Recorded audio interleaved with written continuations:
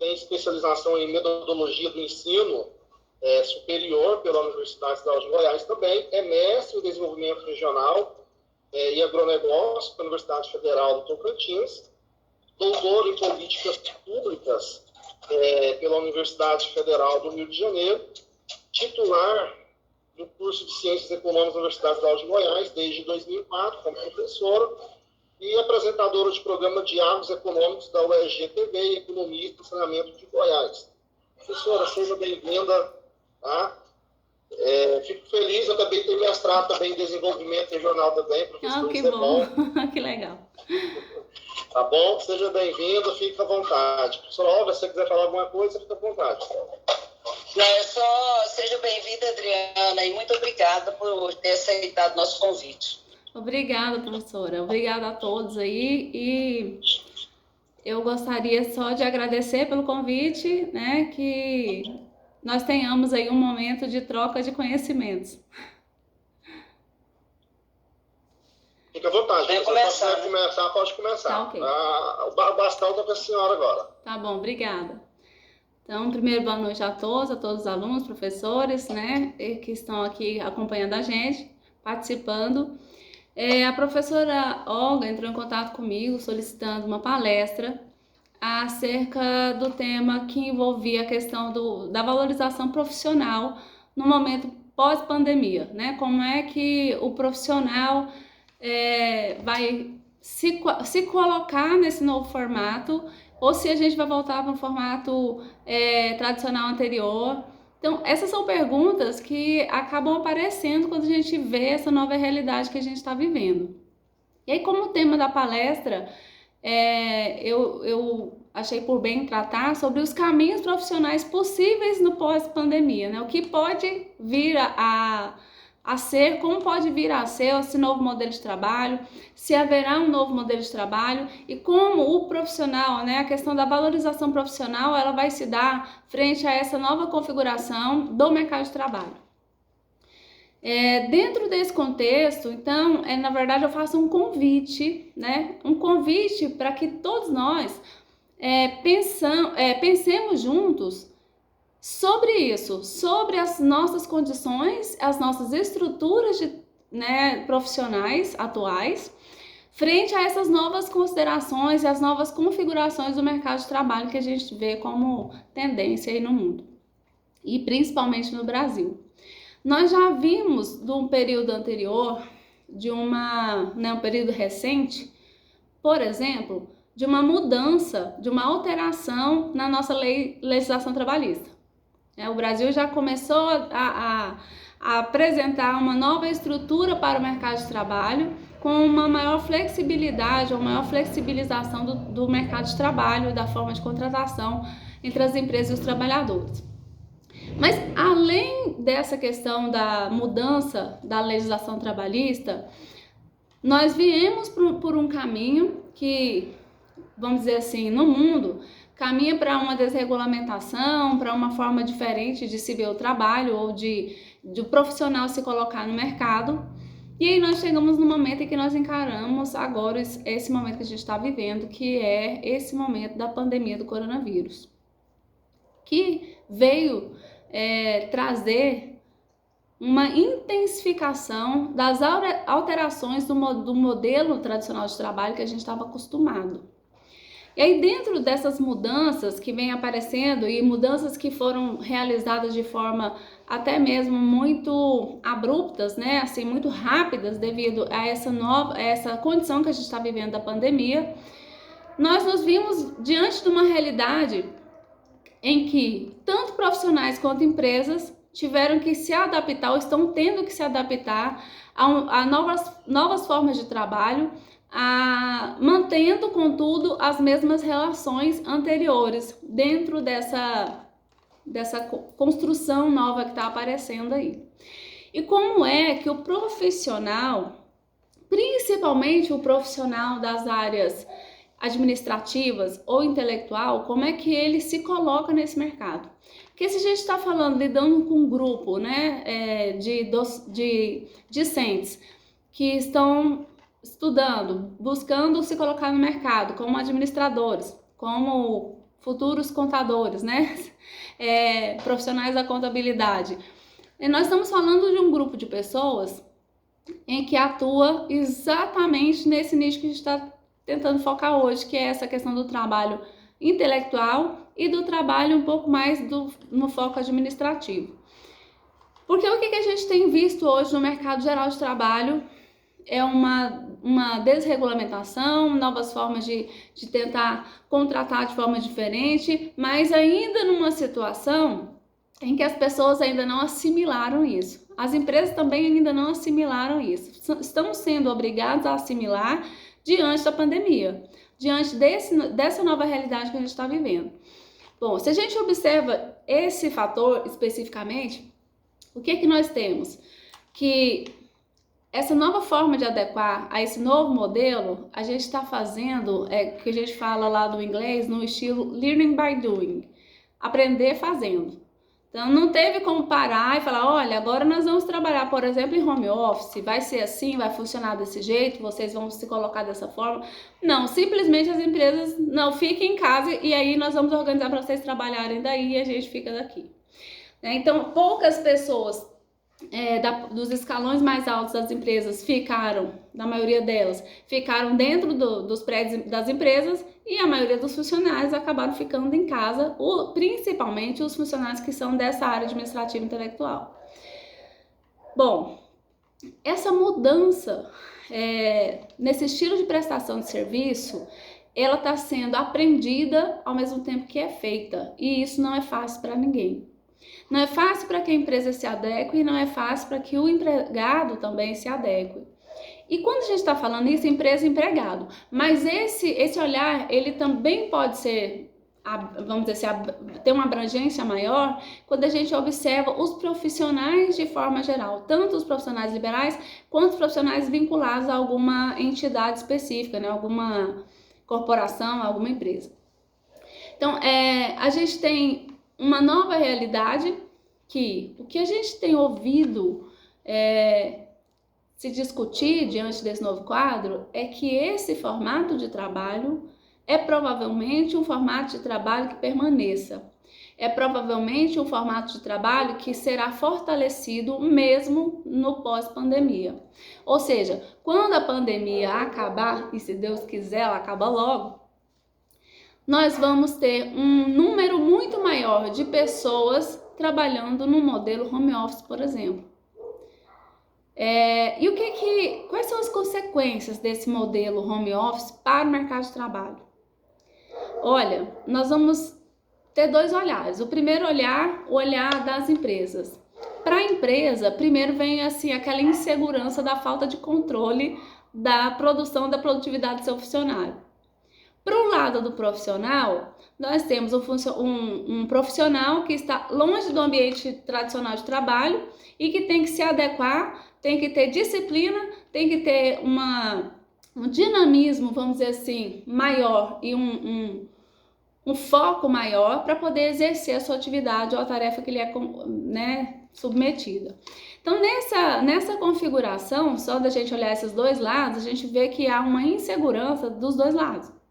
O profissional que ainda não foi habilitado para esse tipo de trabalho e a empresa que não sabe lidar com esse funcionário longe dos olhos, vamos dizer assim, longe das vistas dela.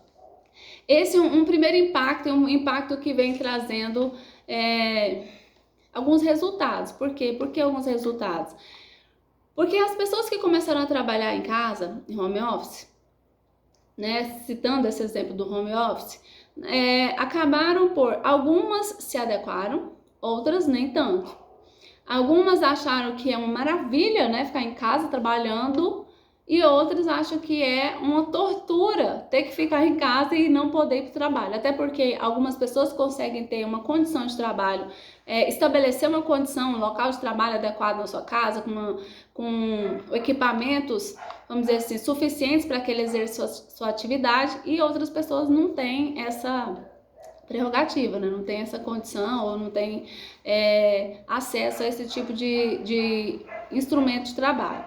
Então, a gente tem que do lado da empresa, ainda se a gente olhar a questão dos gastos, por exemplo, as empresas vão deixar de gastar, pelo menos em grande parte, com a manutenção dos locais, vão ter redução de custo, por exemplo, com material de limpeza, com custo de telefones, com custo de internet, com custo de estrutura mesmo, né? Tamanho, estrutura, principalmente quando é questão administrativa. A maior parte delas não vão ter mais a necessidade de ter o espaço grande que tem, porque o número de pessoas trabalhando internamente na empresa reduz, então pode-se haver a possibilidade de redução do seu espaço, né? Espaço físico, redução de aluguel, redução de algum gasto que seja relacionado a isso. Além disso, redução do gasto com equipamentos, por exemplo, computadores, redução do gasto com papel, né? Tudo vai se tornando cada vez mais virtual. Do lado do profissional, esse novo mundo, essa nova realidade, traz para ele, se a gente falar do lado financeiro, alguns custos, né? Que seriam, por exemplo, o custo de ter que manter uma internet que funciona, o custo de ter um aparelho que seja um computador que proporcione ele um trabalho eficiente e o contato, né, com a empresa, ter a tecnologia disponível, e isso vai ser, vamos dizer assim, por conta desse trabalho, desse profissional. Do lado da receita, o profissional, contudo, vai ganhar tempo. Primeiro, ele vai ganhar tempo. Ele não vai ter que se deslocar até a empresa, e isso ele ganha tempo, né, na questão de trânsito, reduz o número de movimento no trânsito nesse período, pelo menos é a tendência, e também existe uma redução dos gastos com transporte, tanto para o funcionário quanto para a empresa. Isso a gente olhando o lado do que pode gerar no dia a dia prático ali de cada um, tanto da empresa quanto para o funcionário. Esse novo caminho, ele necessita ser olhado com atenção, principalmente pelos gestores, né? Por quê? Porque precisa se estabelecer uma situação em que se tenha condição de manter o funcionamento e a produtividade, né, que se necessita de forma satisfatória, para que essa economia de custo que eu citei anteriormente, ela seja realmente eficiente, porque não adianta eu economizar custo e não ter vamos dizer, o trabalho entregue, não ter a produção daquilo que eu espero que o empregado entregue. Então, do lado da empresa, é observar em como gerir isso. E aí esse ponto, ele traz algumas perguntas que a gente poderia levantar. E aí eu gostaria até que vocês pensassem, né, enquanto eu vou falando, um pouquinho sobre essas perguntas. Olha só, existe uma real tendência para que esse novo modelo de trabalho permaneça, se perpetue? Existe essa realidade? Isso é uma coisa que é possível que se estabeleça como novo formato? Essa é uma pergunta, porque pode ser que não permaneça, pode ser que a gente volte para o modelo tradicional, assim que passar tudo a gente volta ao normal e tudo bem. Isso, se permanecer, irá afetar a forma de contratação dos profissionais? Também é uma pergunta, né? Haverá uma maior flexibilidade na forma de contratação dessas pessoas? Como o profissional se vê nessa nova realidade? Por exemplo, tem muita gente que já trabalha no modelo de profissional liberal e que ele tem essa estrutura já pronta, né? Ele já consegue trabalhar, ele já tem, vamos supor, já tem seu escritório, às vezes ele já trabalha no escritório na própria casa. Então, tem gente que, independente dessa situação, já estava acostumado com essa realidade. Mas isso se intensificou em forma de escala. E aí essa é a pergunta: como o profissional, no geral, ele se vê nessa realidade? Aí dentro disso, como no lado da gestão, pode trabalhar para melhorar a interação e a comunicação entre as pessoas nesse novo formato, né? Para que não fique muito solto, porque a impressão que se dá inicialmente é que está tudo muito solto, cada um trabalhando no seu canto e não tem uma unidade. E aí essa pergunta ela fica: quais são as formas de se melhorar essa interação? Esse novo formato vale para todos os profissionais? Sim, vale ou não? Não vale. Como é que a gente vai avaliar isso? Quem pode estar nesse formato de por exemplo, home office, trabalho remoto, e quem não pode? Então, essa é uma avaliação interessante, porque às vezes a A natureza do trabalho impede que ele trabalhe em home office. Mas às vezes, mesmo que o trabalho permita que ele trabalhe fora da empresa, a pessoa não se enquadra. E aí, como gerir isso? Como, né, contornar essa situação? E aí, quem não encaixa nesse perfil, como é que vai ficar esse profissional? Né? Como que tanto do lado da pessoa, se posicionar, verificar como é que funciona o mercado, saber que ele consegue ou que ele não consegue atuar nesse mercado novo, ter a consciência disso, isso é bastante interessante. Existe uma fórmula para a gestão, né, dessa nova configuração? Já existe um modelo? Como é que vai funcionar isso? Como é que nós vamos gerir? Já existem estudos suficientes para poder direcionar como é que vai ser a gestão desse novo modelo de trabalho?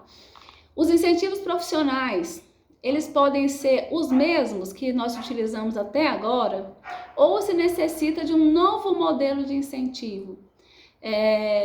Pode ser um incentivo financeiro, um incentivo intelectual, um incentivo de melhoria do bem-estar. O que é que pode ser feito do lado da gestão para melhorar a produtividade das pessoas?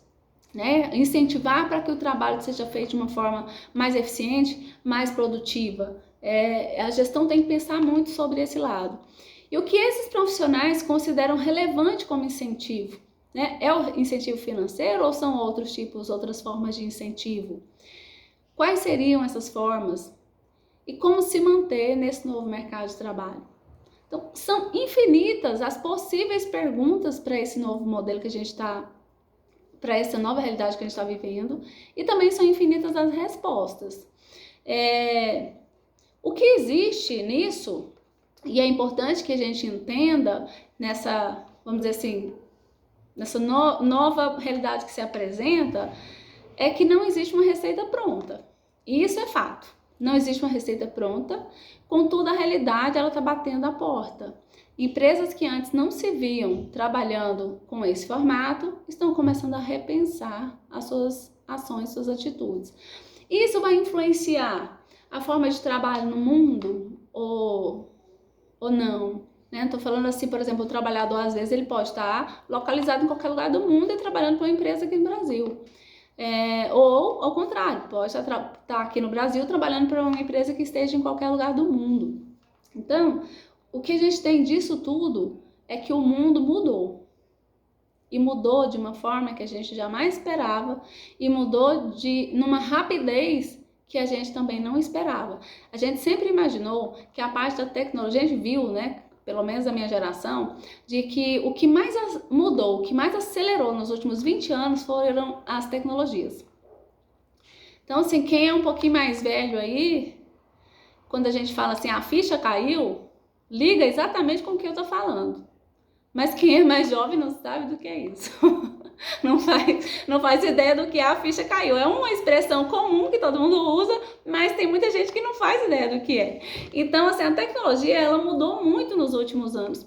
A gente teve uma evolução tecnológica que, vamos supor, 15 anos atrás, uma pessoa ter um aparelho telefônico, 20 anos atrás, uma pessoa ter um aparelho telefônico era uma coisa mais difícil do mundo. Você tinha que comprar uma ação. Né? Você tinha que ter um aparelho fixo na sua casa e assim, naquela rua era praticamente 2, 3 casas que tinha. Hoje, cada um, quem se vê hoje vivendo sem um aparelho telefônico? Né? Quem se vê vivendo sem um aparelho telefônico? Gente, o fato de nós estarmos aqui falando, eu conversando com vocês, um grupo de pessoas, via um aparelho telefônico ou um computador, numa reunião em que cada um está num canto da cidade, isso, se a gente falasse sobre isso há 15 anos atrás, ninguém acreditava. Então, a tecnologia nós vimos avançar. Nós vimos avançar essas facilidades, mas a gente não imaginou que a nossa vida mudaria praticamente da noite para o dia por causa de uma doença. E que essas mudanças trazidas por essa pandemia, elas não vão ficar só nesse momento. Que muito do que está acontecendo agora, por causa dessa situação, vai permanecer para muito tempo para frente. Vai alterar a nossa forma de viver. né? Vai alterar a nossa forma, já alterou, a nossa forma de enxergar o mundo e a nossa forma de conviver. Gente, a gente poder ver uma pessoa, um amigo, uma amiga que a gente não vê há muito tempo e não poder dar um abraço. É uma nova forma de vida. A gente poder, por outro lado, você poder estar trabalhando, né? Para quem tem condição, estar trabalhando dentro da sua casa, para quem tem condição disso, é um avanço assustador. Quem imaginou que, por exemplo, eu fico o dia inteiro até a noite trabalhando em casa, sem sair do meu lugar e produzindo do mesmo jeito. Então, são coisas que realmente são mudanças muito grandes, porque eu me vejo há um ano atrás numa correria louca, indo de um lugar para outro, de um lugar para outro, e agora eu fico o dia inteiro parada, sentada numa cadeira em frente ao computador. Né? Não tenho esse deslocamento dessa correria, mas não quer dizer que não esteja trabalhando. Às vezes trabalhamos até mais. Essa ideia de que o mundo mudou vai trazer então uma outra percepção de que qual é a forma de nos relacionarmos com a produção, com a produtividade, né? Mais do que uma necessidade, mudar a forma como a gente produz, a forma como a sociedade trabalha, é uma questão de sobrevivência. Eu tô falando num quesito de home office, tô trazendo mais para esse lado, mas a gente já estava vendo algumas alterações, por exemplo, o que ficou conhecido como a uberização do trabalho, né? A questão dos trabalhadores terceirizados que assumiram aí os seus cadastros nos aplicativos e começaram a trabalhar aí nos iFood da vida, no Uber da vida, numa série de outras formas de trabalho que até pouco tempo atrás não existia, sem um vínculo empregatício. Então, como é que nós vamos ver essa sociedade agora? O que essas transformações vão trazer na nossa vida? Como que essas transformações vão fazer a gente repensar o nosso papel como profissional na sociedade? Isso é uma questão que fica latente, que fica muito forte. Por exemplo, essa questão de que tanto do lado das empresas quanto do lado dos profissionais, é uma questão de sobrevivência mudar a forma, aceitar que mudou e aproveitar esse novo modelo como uma oportunidade. E aí, eu perguntei lá mais cedo, né, agorinha, existe uma forma de gestão pronta? Existe uma forma de gerir essa situação? Não, agora vai caber um monte de novos estudos, principalmente na área de gestão de pessoas, na área de gestão de recursos, na área da administração, né, na área da economia e a adequação do sistema contábil, por exemplo, para isso, uma nova análise econômica do mercado de trabalho e também das profissões, olha só, um novo viés psicológico, né, de como atuação por parte das pessoas nos seus trabalhos, uma nova. Tanto os gestores quanto os funcionários têm uma nova percepção de mundo e isso tem que ser assimilado para que a produção não pare, para que a vida continue funcionando de uma nova forma. Então, um novo momento histórico nós estamos vivendo, novas configurações geográficas da sociedade. Então, tem afetado todos os aspectos da nossa vida. Isso tem trazido novos olhares. Aqueles profissionais que conseguirem se adequar a essa nova realidade vai estar bem colocado no mercado. Vão ter oportunidades melhores de estarem atuando nesse novo modelo de trabalho, nessa nova realidade que a gente está enfrentando. Aqueles profissionais que não conseguirem se adequar a isso vão ficar ainda refém, vamos dizer assim, né, de um modelo tradicional de trabalho. Então, vai ter mais dificuldade para se colocar nesse mercado, para poder atuar como profissional dessa sociedade. O que a gente tem agora é que a gente está entrando numa nova era, num novo tempo em que tudo deve ser revisto. Essa pandemia ela vai trazer para a gente novas formas de se pensar a vida. Então, algumas questões, elas vão valer para a gente como profissional. Quais são essas questões? Qual é o nosso papel no mundo? Né? Como que nós podemos contribuir para a sociedade? Como profissional, eu posso contribuir para uma melhoria dessa sociedade? como usar de forma eficiente e sustentável os nossos fatores produtivos, dentre eles o fator trabalho, né? E como que a gente vai poder alcançar novas e melhores formas e qualidades de vida. Como profissionais, quanto mais consciência do seu papel no mundo, quanto mais consciência de que nós temos um papel de contribuir com a sociedade de alguma forma, e quanto mais consciência do que é sustentável, de como realizar as coisas de uma forma em que a gente aproveite mais os recursos, que a gente seja mais tecnicamente eficientes, e a partir daí como a gente pode construir melhores condições de vida. Quanto mais a gente tem essa consciência, melhor e mais fácil vai ser nos colocarmos nesse novo modelo de sociedade e automaticamente de formas de trabalho que tem aparecido e que a gente tem sido obrigado no susto a acostumar com elas, né? Temos que nos adaptar a essa nova realidade. Aí, só para fechar, para a gente abrir para as perguntas, assim, o trabalho eficiente e sustentável, como é que a gente vai fazer então? Como é que vamos valorizar esse novo profissional?